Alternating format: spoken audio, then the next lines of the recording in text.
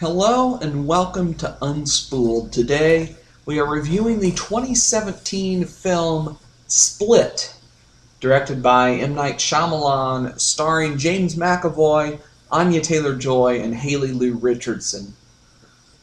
Now, for Shyamalan, this is at least a return to early 2000s form.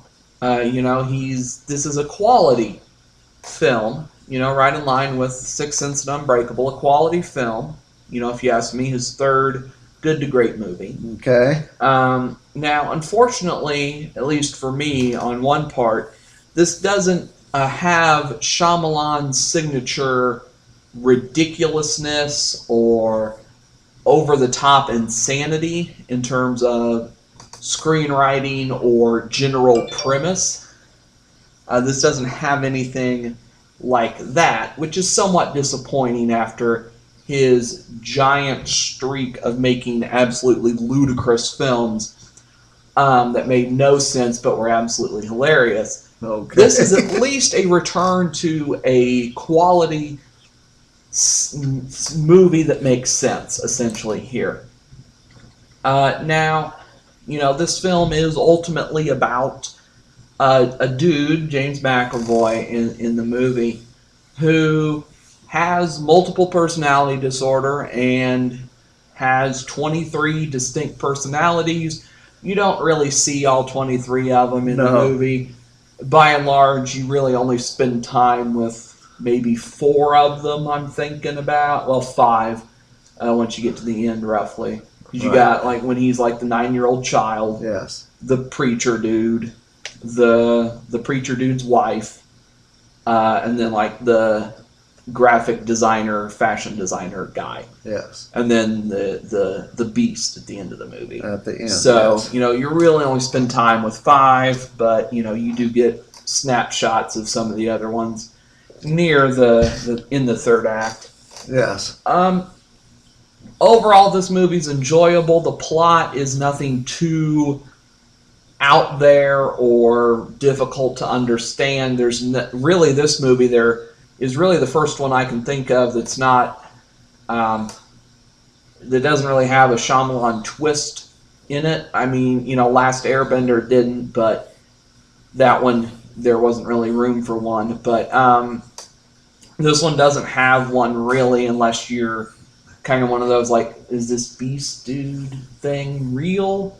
That could be the only thing I could see is the twist at the end of it. Yes, that would be the only twist, yes. I guess there is somewhat of a twist at the very end when you learn that this movie is sort of in the same universe in terms of setting as Unbreakable. That as well could be, I guess, construed as one if you were so inclined to do so. Okay. If you need to make it be a twist, sure. Right. Anya Taylor-Joy, who is the main girl in this film who gets kidnapped, she's fine. She's nothing spectacular in this movie, but she's fine. The other girls are fine as well. I forget who plays her, but the therapist lady is pretty good as well. James McAvoy is incredible in this movie, though. He is an absolute joy to watch in this role, where you really do see him embrace the different personalities here. He somewhat sells being like a 9-year-old child and everything else. He sells it all very well, and it is very believable from him, which is a refreshing thing to see in a Shyamalan movie, that your lead actor is taking the material seriously. Something that hasn't happened for a while for Shyamalan, but it happened here, and it is an incredible performance from McAvoy. Shyamalan doesn't get in the way in this movie, which is a good thing, of course, and ultimately a satisfactory film, but nothing that I'm going to say that you need to go see unless you really are interested in seeing McAvoy in this movie. Other than that, there isn't really much to sell you on in this movie, other than McAvoy is absolutely terrific. Other than that, nothing that great. And if that's your whole selling point, I mean, go watch Atomic Blonde. He's great in that, and the movie's better than this one, I would say. So ultimately, I gave this movie a 78%. Okay. So I liked it, but nothing too high of a claim. Right, I understand. The therapist is Betty Buckley. Okay.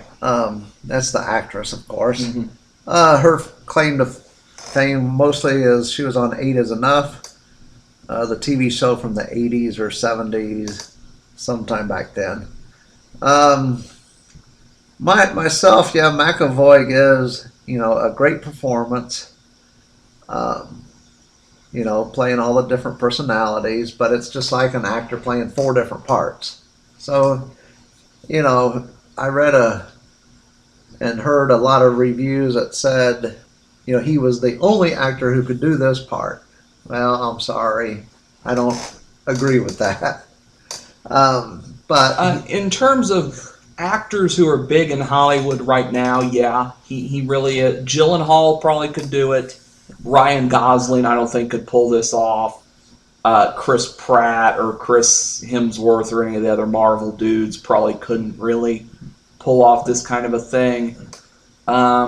You have to get kind of weird to get someone else that could, yes. I think. Okay. Either with like a Gyllenhaal, Jared Leto probably could do it, but I know a lot of people don't like Jared Leto for many reasons, but he maybe could have done it, but that's really it. Because then also Dane DeHaan could pull off half of this.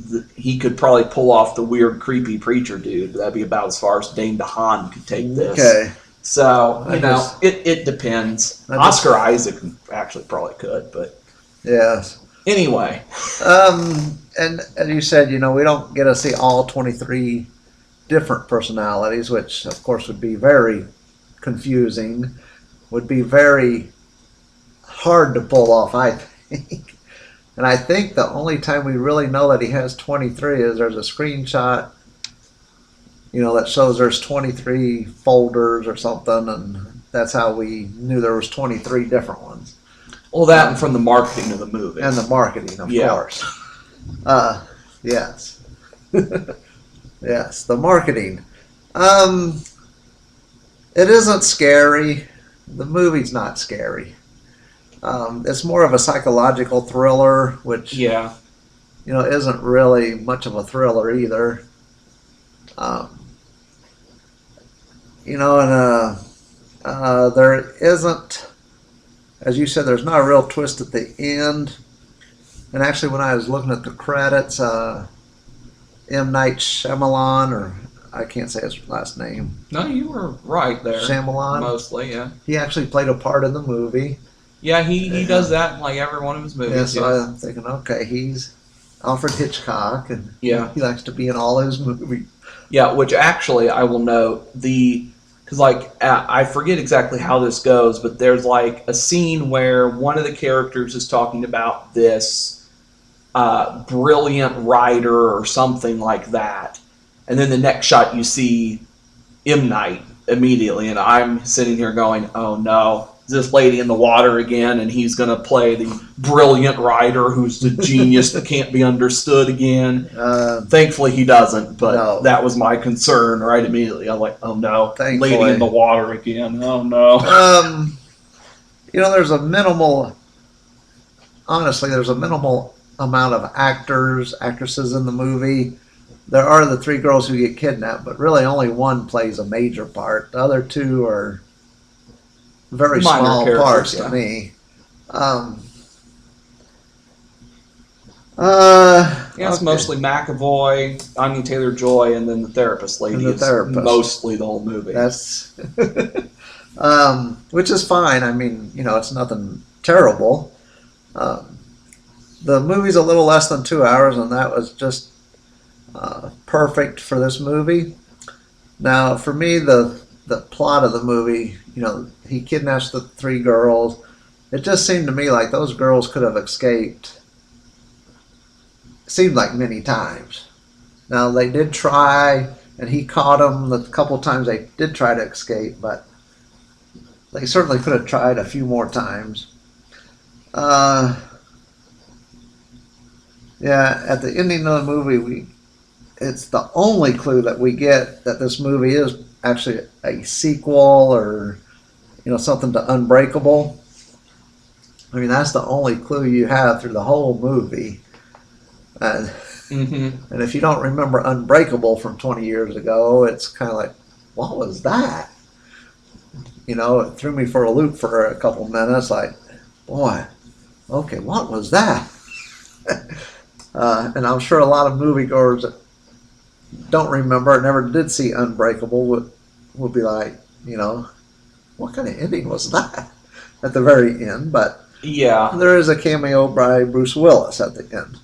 Yeah, reprising his role from Unbreakable, yeah. So it's a pretty decent movie. There will be a third movie in that trilogy coming out sometime. Right. I'm not sure where M. Night's going to go with that.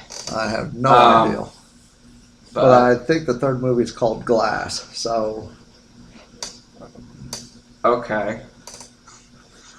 So anyway, I think this is a pretty standard fare, pretty standard movie. It's nothing to go see 5 or 6 times. I gave it an 83 because McAvoy's acting is really worth seeing probably in this movie. Other than that, it's not much. Well, that will do it for this episode of Unspooled. Thank you for listening. If you enjoyed, make sure to subscribe to the channel for more great content like this. And until the next episode, goodbye.